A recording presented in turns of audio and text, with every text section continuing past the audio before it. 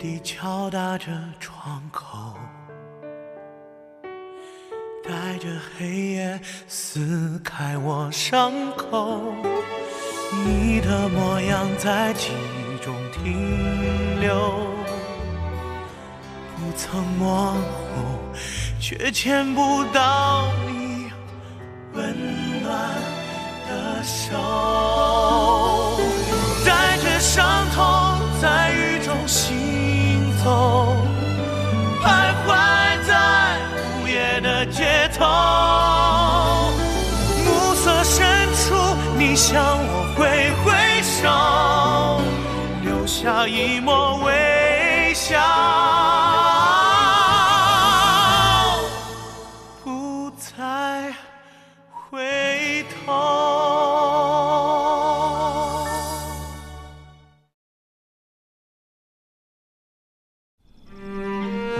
然后他们两个没日没夜、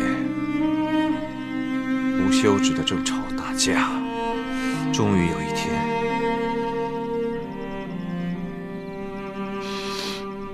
在那个电闪雷鸣的晚上，母亲将父亲赶出了家门。我向着窗外拼命地哭喊着：“爸爸！”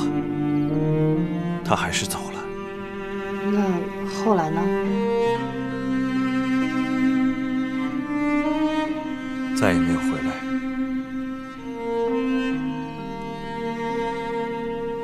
父亲的样子越来越模糊，梦里已经看不清他的长相了。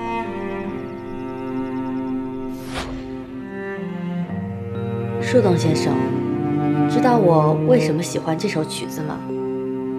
因为它能让我触摸到逝去的亲人，但不会沉溺于悲伤，给我一种勇敢生活下去的勇气和希望。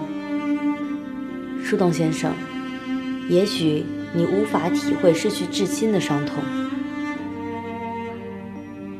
我能。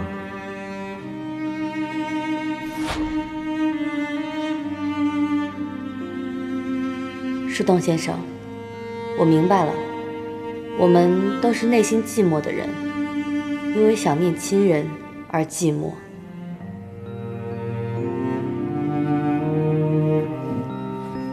走吧。啊，去哪儿啊？带你去个地方。喂，等等，等等。走了，走了，走了，走了。穿鞋。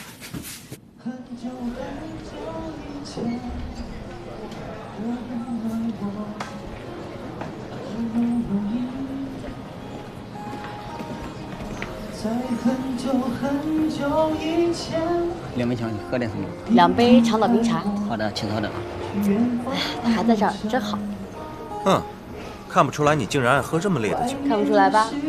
我以前可是朋克少女。少吹牛了。哇 ，Lou Reed 的。外面世界很精彩。我觉得成龙在这部电影里面实在是太惨了。谁说的？我觉得金城武比较可怜吧。你是怎么知道这里的？我之前带团的时候呢，来过这儿。我特别喜欢这儿的歌手，他能把这首歌唱得特别深入人心。确实不错，我也挺喜欢的。我觉得应该把咱们这个地方呢放到我们的那个攻略里面，这样的话，文艺青年应该会很喜欢的。要是我的话，我就不会这么做。为什么呀？因为最喜欢的地方应该像秘密一样把它守住，以免游人太多玷污了它的纯粹。我觉得你这想法是不对的。快乐嘛，就应该分享给别人。真幼稚，小气。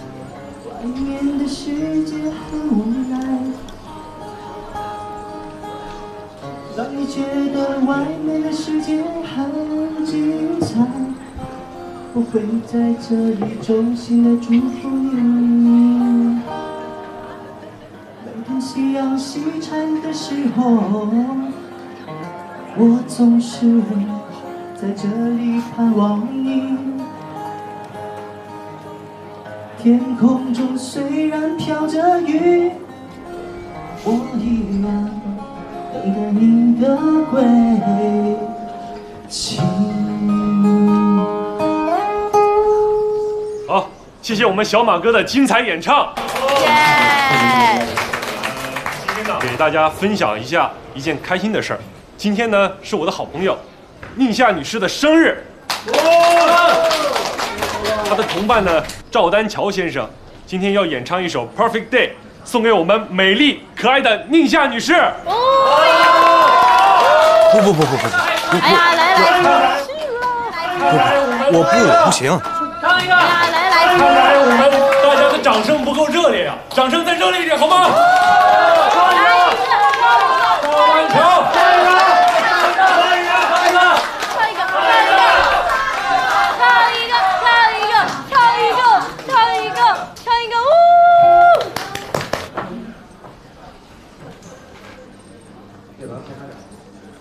？Such a perfect day. Drink a sangria in the park.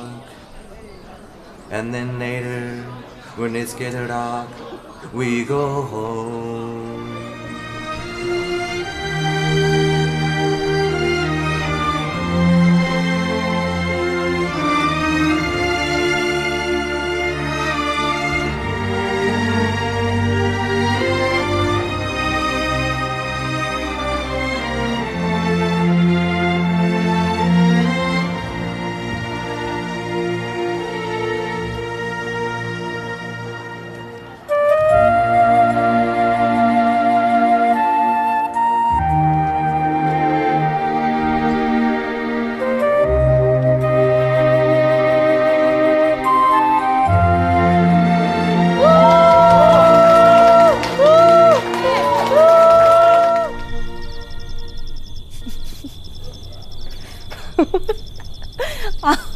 有这么好笑吗？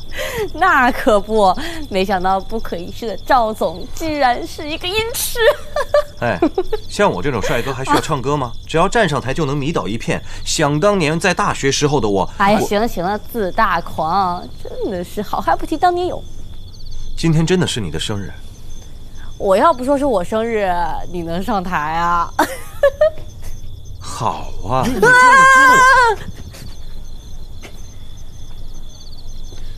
不管怎么样，谢谢你。不过没关系，反正今天的酒钱呢，你报销。哦，我忘了告诉你了，公司有一项新增的财务规定，业务之外的消费，公司都一律不给报销。赵扒皮，你翻脸比翻书还快，你忘恩负义，去死吧你！有这么讲，我明天就换酒店，不跟你住一起了。路上赶过来还是有点辛苦的啊。趁现在可以去读完。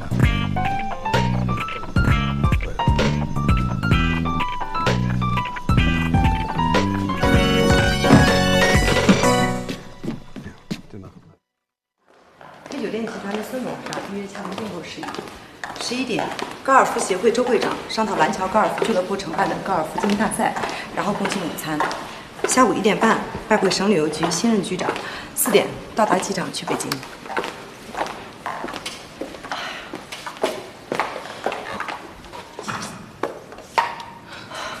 董事长，昨天晚上没休息好。岁月不饶人呐。原本像我这个年纪的女人，就应该在家里颐养天年，把产业都交给儿女来打理，自己在家里带带儿孙。可惜我那不争气的儿子呀。你也快40了吧？啊，碰到对自己好的男人，赶紧把自己给嫁了。一个女人独自在外面打拼，这个日子的确不好受。哎，董事长，电梯来了。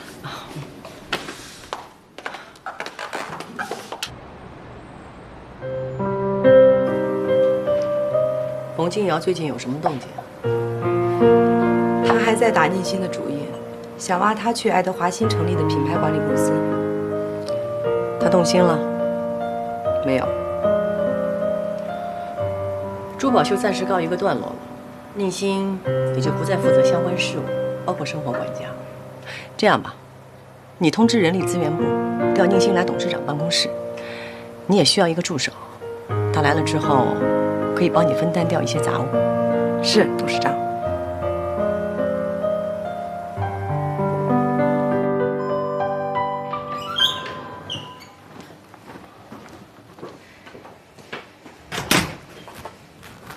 先生早上好，这是您刚洗的衣服跟账单，麻烦您签收一下。好的，稍等。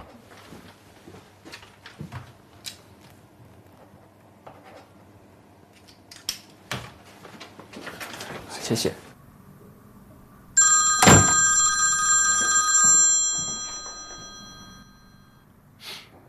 早上好，马总。是的，是的，我们下午去打球。哈，您太客气了，哈。好的，那我们就按照原计划进行吧。好的，谢谢，再见。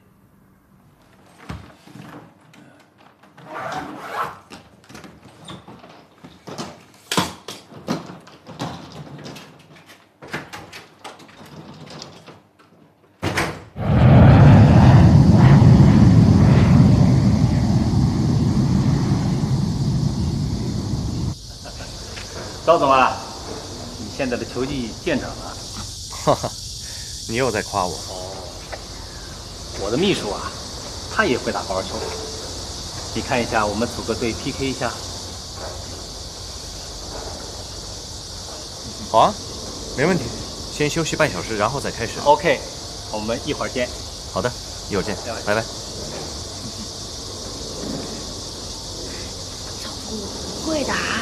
现学现卖呀，你能学到什么程度，还要看你的资质了。待会儿你丢人现眼，可不关我的事情。半个小时，我怎么学呀？我现在教你呀。我真的不行，赵总，你看我来吧，来吧。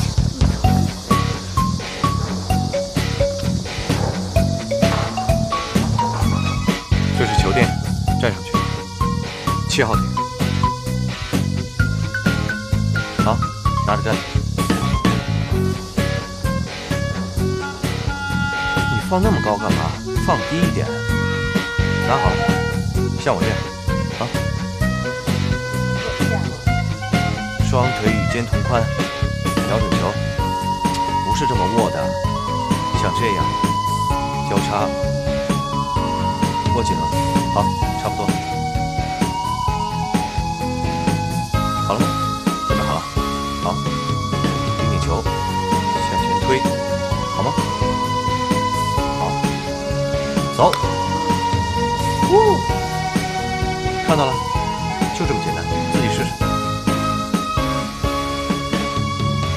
我试一下。试着上杆。哇啊！你怎么搞的？你是别人过来杀我的吗？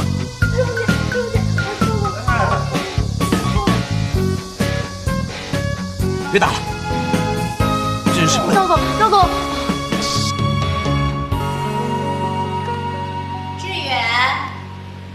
妈，您来了，快里边请。老婆，老婆，咱妈来了。妈，哎，妈，我想回妈。快坐，快坐，快坐。妈，这大老远的，你这一来一回的，你身体吃得消不？说什么呢？你妈又没7老80了，坐个公交车过来挺方便的，累不着啊。妈，喝水。你打算什么时候开业啊？开业啊，妈必须跟我老婆生日一起开业，因为小德影楼跟小德必须是同一天出生。是呀，哎，小德，生日快到了啊！开业那天啊，妈请客去找个餐厅，大家一起热热闹闹、开开心心吃一顿，这叫好事成双。哎呦，好大的口气呀！妈爸，你们来了，快坐。你请客，再怎么说也轮不到你啊。儿子，哎，爸，喝水。开业那天怎么安排的？老实跟妈说说呀。妈，这事儿就不用管了，我都跟我老丈母娘商量好了，一切听我老丈母娘的。什么？你没脑子啊？小德第一次过咱们家，当然是妈来操办，要不然被别人说话的。我说潘月莹，你有意思吗？我这刚跟女儿和女婿商量好的，你这不是诚心来捣蛋的吗？谁捣乱呢？这么大的事儿不跟我们商量，暗箱操作啊！现在啊，是讲法治社会，公平、公开、公正，你知道吗？哎，我亲生女儿的生日，当然由我说了算了。以前是，现在可不是了。小德现在是我们宁家的人。老话说啊，嫁狗随狗，嫁鸡随鸡。妈，什么狗啊鸡呀鱼啊，你当着动物园呢？哎，我说啊，都是一家人啊，和和气气，大家好商好量。就是。对，咱们好商好量的。其实我这个生日啊，过不过无所谓的，就是开业嘛，咱们大家聚在一块儿热闹热闹，咱图个吉利不是吗？小德啊，咱们呐不必争。小德生日，小德影楼，当然小德说了算。小德，你说呢？我呀，我没什么意见，要不然就听我老公的吧，啊？听我的呀？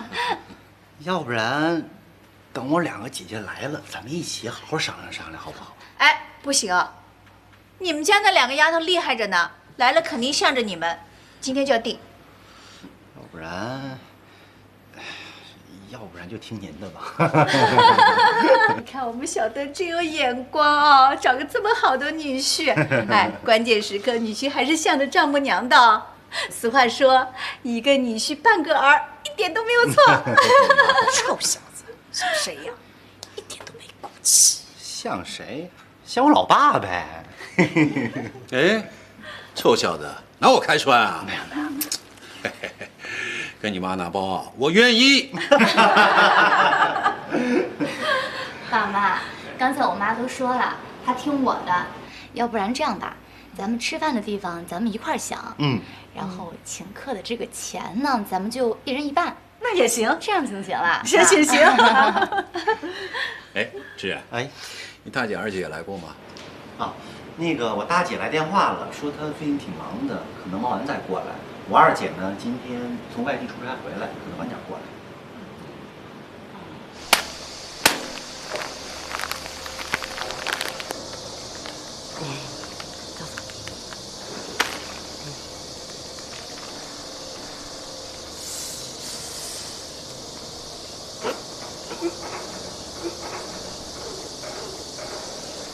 你还笑？赵总，这样好像圣诞老人。圣诞老人？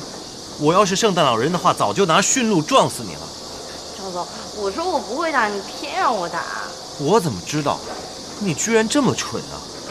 你是不是期待这一天很久了？我让你打球，没让你打我。赵总，我怎么能是这样的人呢？你别这么想。哎，不过现在不是挺好的吗？咱们又不用跟他们打了。把你招进公司这件事，就是我这辈子做的最后悔的事情。你们不是还活着吗？以后说不定还有更后悔的事儿。我活不了多久的，好心教你打球，却搬起石头砸了自己的脚。赵总，你说什么砸不砸脚的呀？哎呀，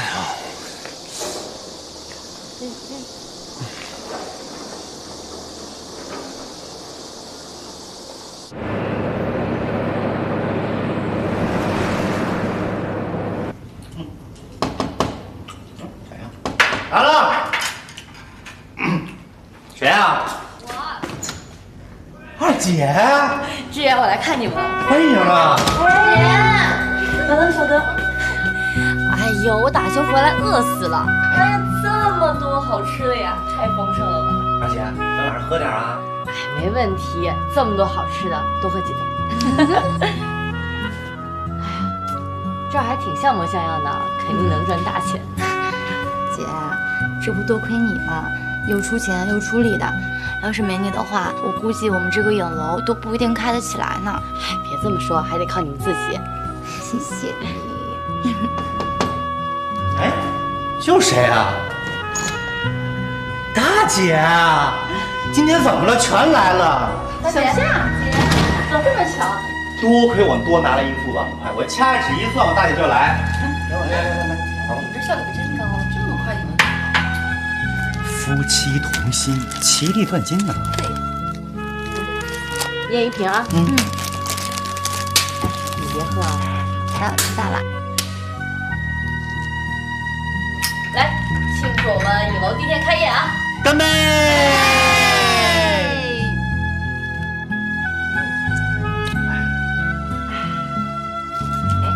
你们俩怎么样？最近？特别好。自从我俩搬来以后啊，我那俩妈是天天往这儿送菜啊。那天非逼着我吃羊肉，逼着我老婆吃甲鱼，我们俩正愁呢，不吃哪个她也得罪人呢。老天爷饿不死瞎家常，耗子哥来了，还带俩兄弟，全给吃干净了。吃完之后啊，那俩妈脸色都绿了，你知道为什么吗？她心疼啊。你俩多幸福呀，两边的爸妈都这么疼你。姐，你啥时候搬家里住啊？你搬家里住，咱妈也能分散她注意力呀。姐哪舍得回去呀？她现在可是住5星级大酒店的人。是吗？其实我最近在想着要不要搬回家住，因为公司把我的工作调动了，我现在帮董事长做事了。你怎么样，小夏？最近？我今天跟赵总出差回来。你们两个出差？嗯。不会跟他说你网上的身份吧？没有。哎，什么赵总，什么网友，什么揭穿，我怎么听不懂啊？小孩别管大人事儿，快吃饭。来，吃饭，吃饭吧。来，吃。吃饭喽！哎呀，这菜看起来就很可口。哎，小德，你说你看上剧院哪一点了呀？娶到你这么好的老婆，又会做菜，性格又好。我也想不明白。我想一下，我也想不明白，为什么？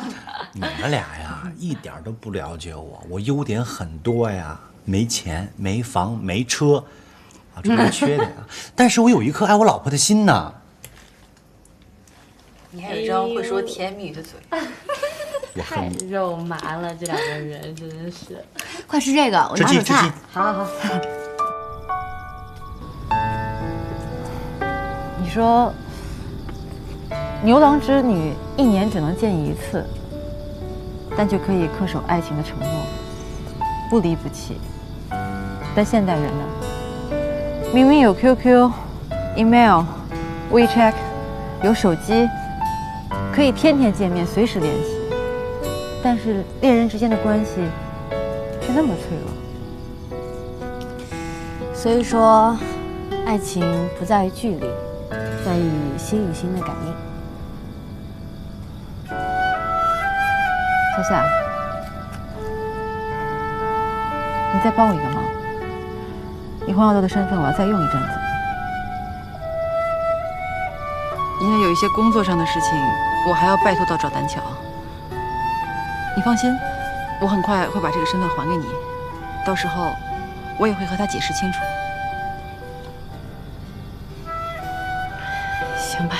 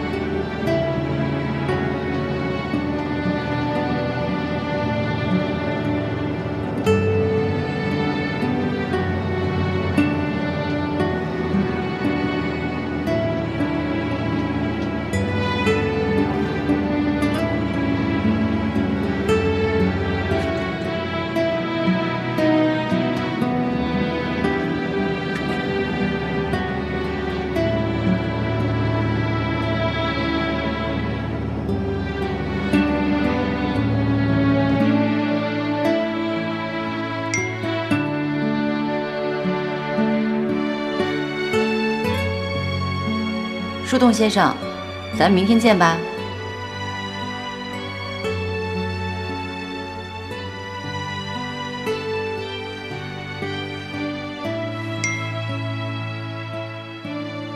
好，明天见。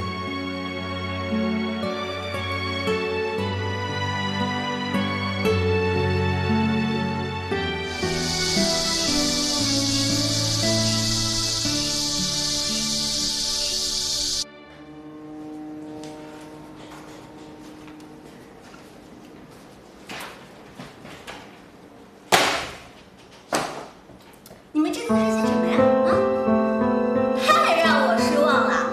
我可是他们给我介绍才来你们这儿的。你们做了这么多次方案，没有一次是让我满意的。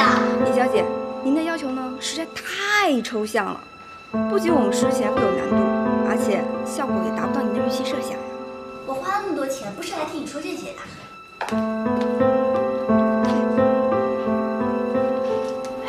这里面什么情况？这个叫米七月的客户啊，实在是太难搞了，光设计方案就改了10几次，他设计师都快撂挑子不干了。说这怎么办呀？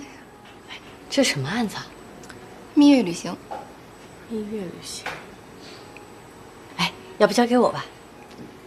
你可别怪我没提醒你啊！这姑奶奶太难伺候了，她每天的想法是天马行空，你可别往这火坑里钻啊！没问题。真的？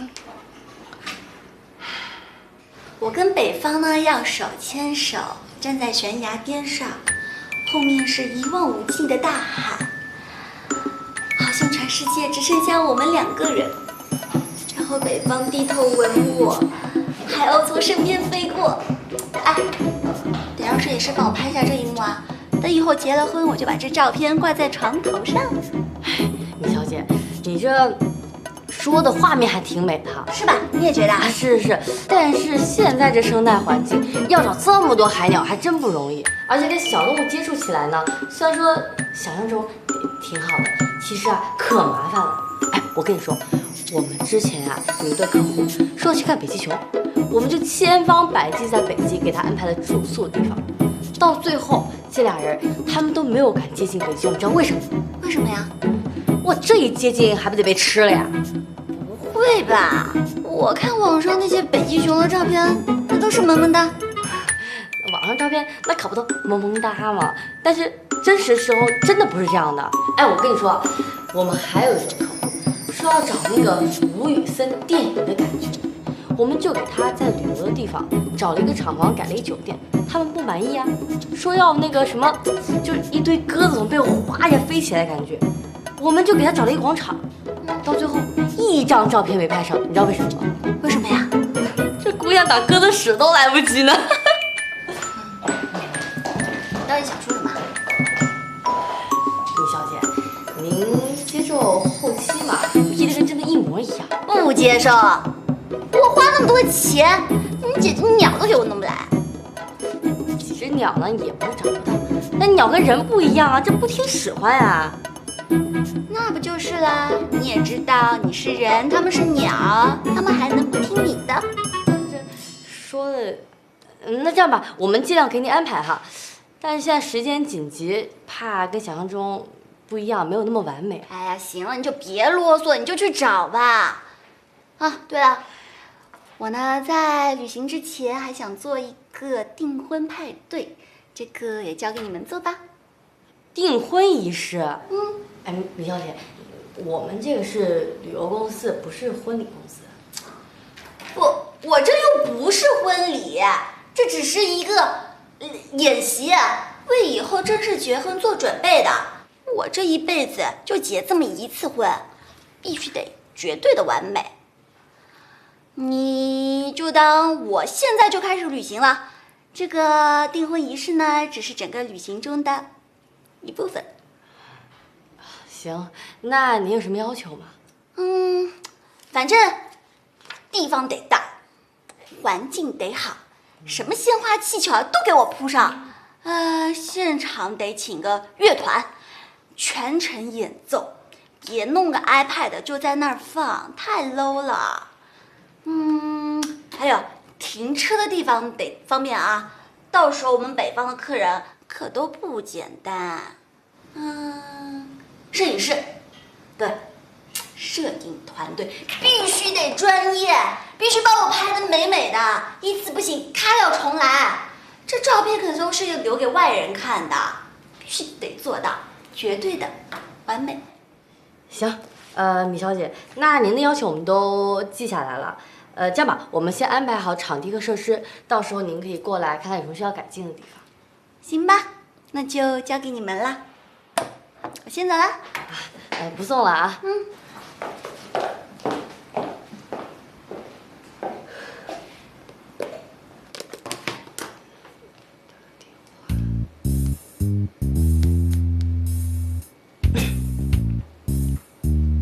哎，喂，蚊子啊，哎，我们这儿有一个那个蜜月旅行跟拍啊，可我不差钱儿。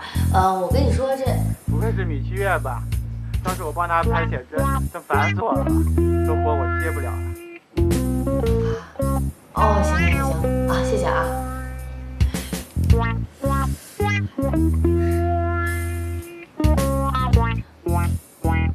哎，喂，哎，我们这儿有个蜜月旅行跟拍，啊，不差钱，就是那个米七月小姐，你知道吗？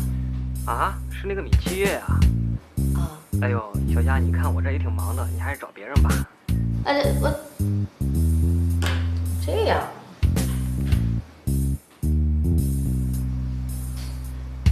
喂，哎，那个我们这儿有一个蜜月旅行跟拍，啊，对，就是那个米小姐，哎，是。啊，不会是那个米七月吧？他们两口子太难对付了。小夏，我劝你也别接了。行。怎么一个都不接呀？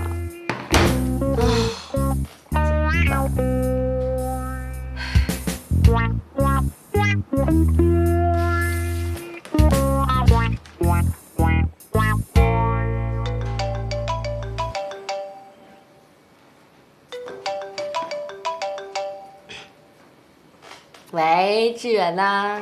喂，二姐，我呀约了我妈和我老丈母娘去饭店吃饭，商量一下小德影楼的事儿。你没事你过来呗。餐厅事情啊，咱先别说。哎，我跟你说，我们这儿有个蜜月旅行跟拍，食宿报销，正好给你们的影楼带来第一笔生意，怎么样？没问题，姐，你介绍的活儿，价格不是问题。行，那就这么定了啊。老婆，我接了一大活儿，特肥的，走，赶紧上我吃的去。哎，等等，干嘛高兴呢？什么活啊？就是我姐给我找了一个照相的活儿，但是呢要出差几天，你现在不是不方便吗？你说我去不去啊？多肥的活？真的啊？对呀。好兆头啊！这样的话，咱们小德影楼就真的是开业大吉了呀！老公，你放心吧，陪爸妈挑选餐厅这件事情就交给我，完全没问题。走，带你吃好吃的去。啊，行，快。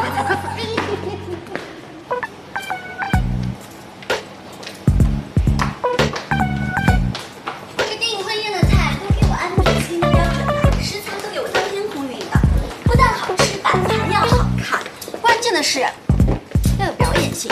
到时候给我找几个型男主厨过来，长得要像布拉德比特那种。哎呀，不行，太老了点。总之都干我最好的来，钱不是问题。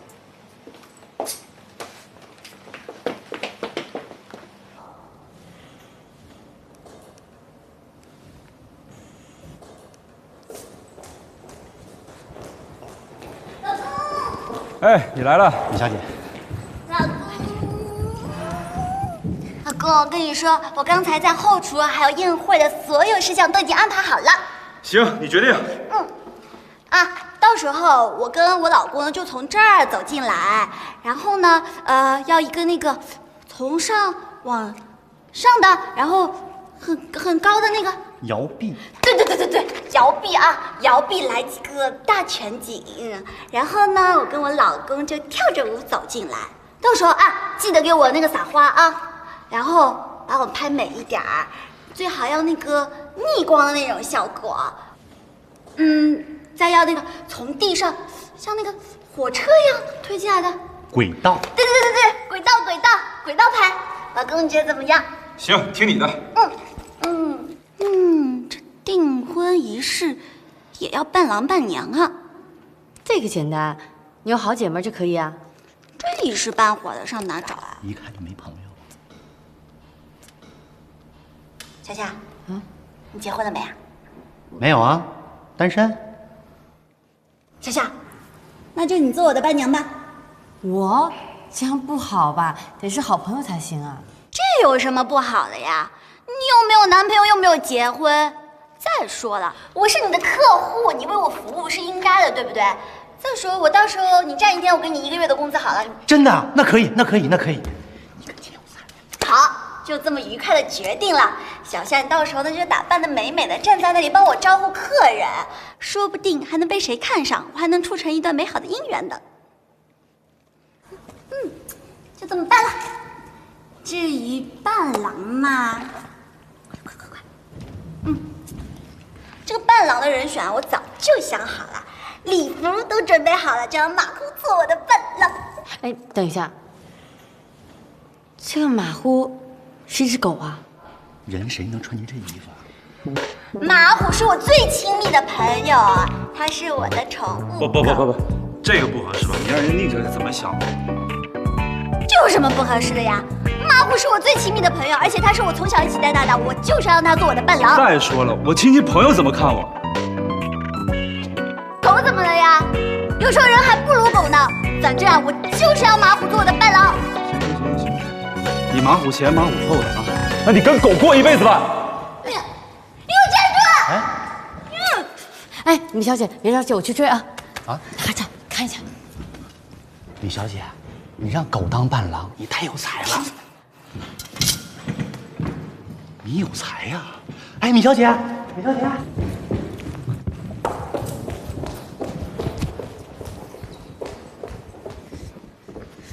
孙先生，别跟着我。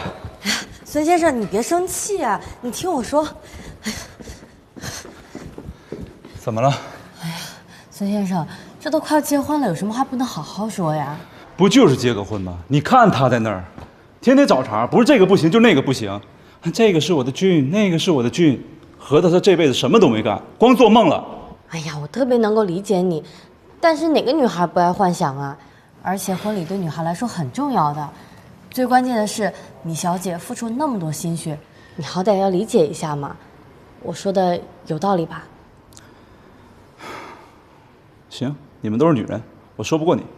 我知道你也是这么想的，只不过需要个台阶下嘛。咱们先回去吧。要说这城里啊，最正宗的宝妈菜，说这是第2，就没人敢说第1。来，尝尝。哎呦，这蹄膀啊，可好吃了，甜而不腻。来，你吃。红烧蹄膀我也烧得来的，不说比得上它哦，马马虎虎，味道还是不错的。下次我多烧点，让我们小德带给你家去尝尝。你叫小德，他学会了，以后可以经常烧给我们小眼吃了。妈，你放心吧，我一定认真学。这样你们家小远就有口福了。哎，我们家小德不是我说的，学东西是最快的。他读书的时候，老师就夸奖他，哎呦，人嘛是调皮了点，脑子好机灵的。我哪调皮了？哎呦，还不承认呢？哎，你小时候那个天天皮的，比那个男孩子还皮，差点都要上房切碗了。这2个孩子倒是一互补。我们家小远啊，可从小就是安静，别人叫他出去玩啊，他偏要就在家里啊看书，赶都赶不出去。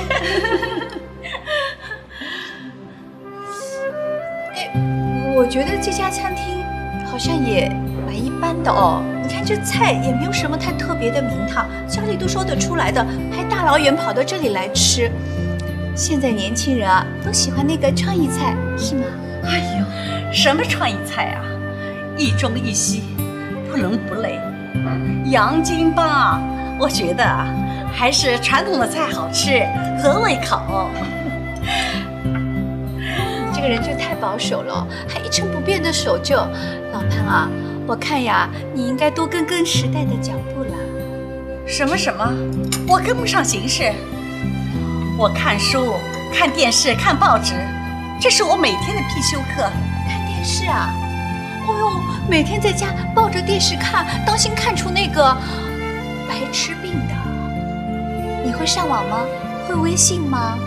要与时俱进。谁白痴病了？我每天还跳广场舞呢，蹦擦擦，蹦擦擦，锻炼身体呢。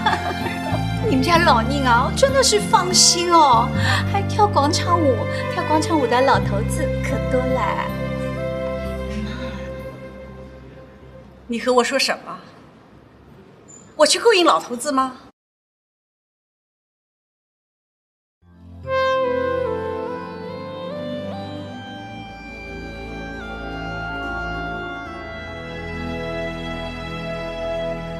你为何不语，又为何哭泣？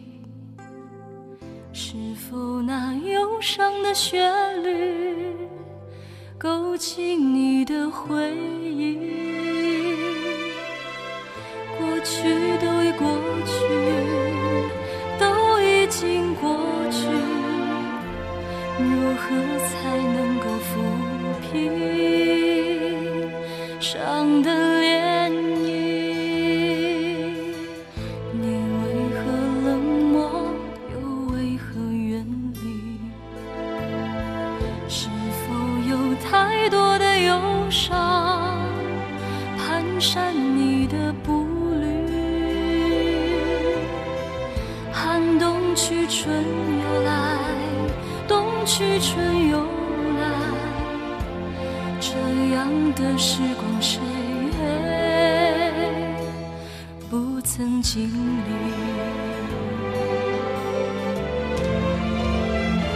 记